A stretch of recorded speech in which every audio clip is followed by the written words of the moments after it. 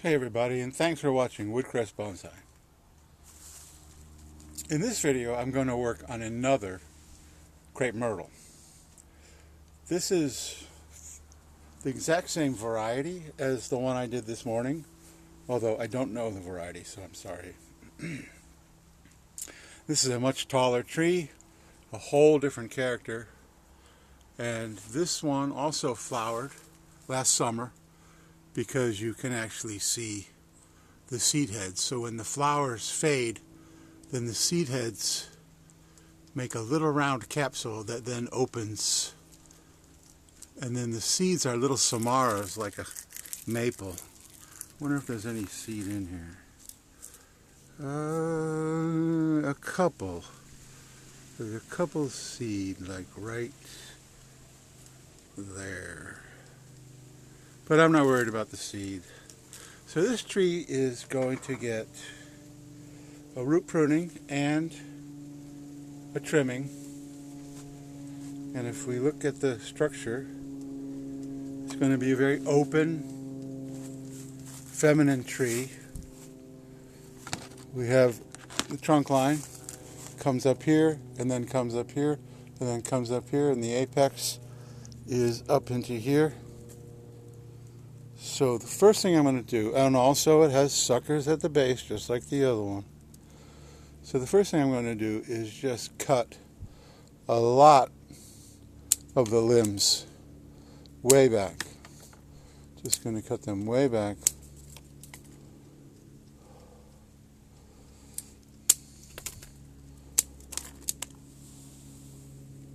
Oh!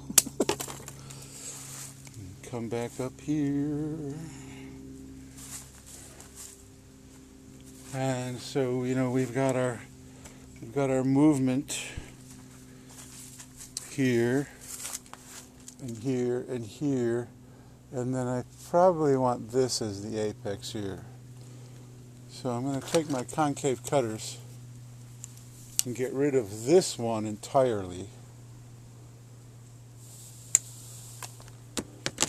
and then shorten these other two. I'm going to shorten to a bud that's going to take it horizontal. So shorten now, and you notice on these other ones I wasn't really concerned about where I was shortening it, because once it sprouts then I can begin to manipulate that. So there we go. We now have a very large stick.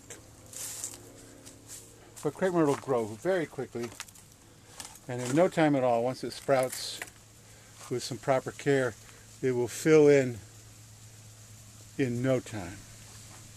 Now this guy's in a 12-inch bulb pan, and unfortunately last time I bought bulb pans I only bought 8. I bought 6, 8, and 10-inch bulb pans. So this baby here has seen better days. You can see how it's so incredibly beat up. This is duct tape keeping it alive. But we're going to put it back in the same pot. And I have my homemade landscape mix. So we're going to remove the vast majority of this soil.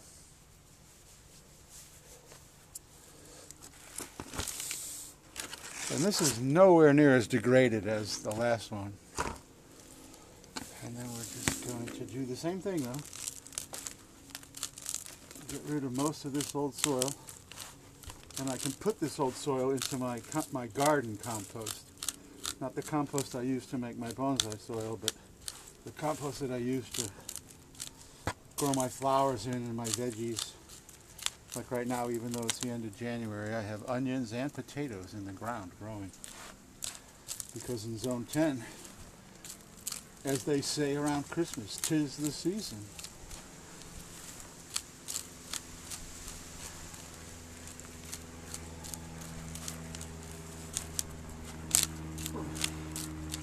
So this tree had a pretty major root pruning, much the same as the other one. But it too also has a base.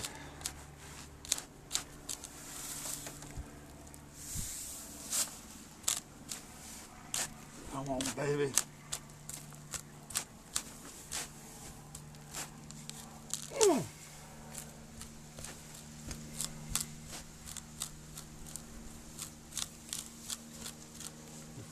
the base here.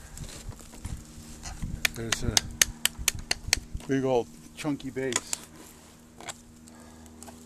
But this one actually is a little, especially as far as proportionality, it's certainly got a shallower root system in proportions to its height than the other one.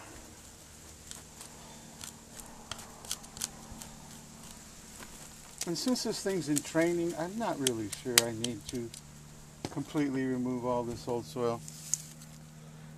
But I do want to take off the suckers as deep down as I can get them. And like I said in the last video, this is only going to delay their re-emergence. There is no such thing with a variety that tends to sucker from the base of eliminating the suckers. They just will continue to come and come and come. And that's just part of growing at least this variety of crepe myrtle. And that's okay. So it's got a pretty nice root ball. And the roots are not perfect, but it's not bad. Where's the front on this thing? The front is like right there. So we've got this root here that's kind of high. But for this point in time, I don't think it's that big of a deal. So now I'm just going to give it a little bit of a trimming. There really are no circling roots at all. It's really not even an issue. Very nice fibrous root system. And it's still dormant, so we've still got time. I've found a few more suckers right here, so we're going to take those guys off. Okay. And, you know, being concerned about the front is not really all that big of a deal either, because it's going in a round pot. Oh, excuse me. Once we go into a bonsai pot, then I can choose the front more. Pay more attention to the front.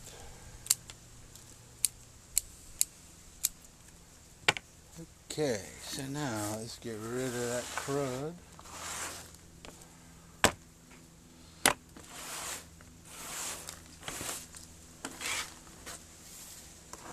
And we've got our Franken pot.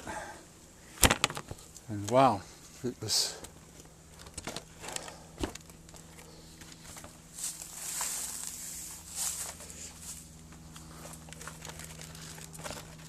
and my nice, beautiful, clean soil.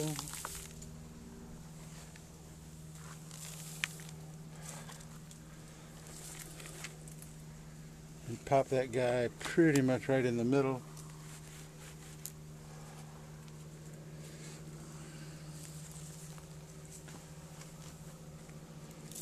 And then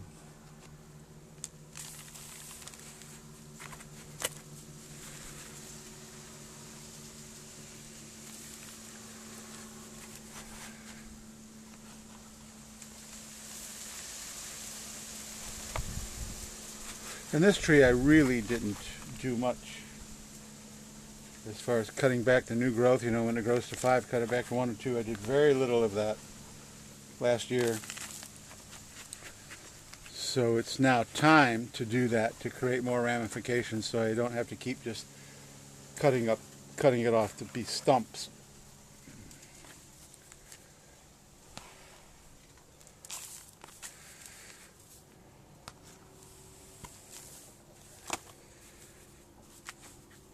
And sometimes I forget to talk about fertilization. So when I root prune a tree like this, even though this tree is very healthy and it's perfectly dormant and it had a really nice heavy root system even with what I took off, I don't fertilize right away. I want to see new growth emerge and, you know, a sign that it's recovering from the root pruning. and then I'll give it just a light fertilization. And then once you start to see it really take off, then I can give it a heavier fertilization. So there's our front. So if we pan out, or just bring the whole tripod up, so there's our tree. And then of course there's nothing down here, so we don't even need to look at that. So here's first main branch, second main branch, possible back branch, then some more branching up here and here and here. So it'll have a canopy. It'll be very loose, it'll be very open, it'll be very airy, it'll be very feminine. And like the other one, I will trim it religiously until about the 1st of June, and then I'll allow some elongation and let it flower. So that was pretty simple for this guy. Crepe Myrtle in a pot that's just in such bad shape, but it still holds dirt, so that's pretty. And hey, I have more duct tape. You can see the duct tape is actually degrading to the point where just the cloth mesh is still there, but it's still holding it together. So that's the future of this tree in the near future. Let it sprout, and then give it a very slight fertilization, and then once it really takes off, then give it a good fertilization. Keep it trimmed well until the 1st of June, and then in about a month we can enjoy the flowers. So thank you so much for watching. If you like this video, please give me a thumbs up. Maybe we'll go back up here. If you want to see the progress of this guy and you're not already subscribed, please subscribe. And you'll be able to watch me work this guy. And you'll be, it's really going to transform in just a few months from now until, June 1st. And then another month until it flowers. So subscribe and hit the notification bell, and you'll be able to watch the next time that I feature this tree. And leave a like, and leave a comment if you like. Crepe myrtles are pretty cool bonsai. And once again, there's a paradox between heavy ramification and allowing them to flower. And I like to do a kind of a combination of both. So thank you so much for watching, and I will see you in the next video.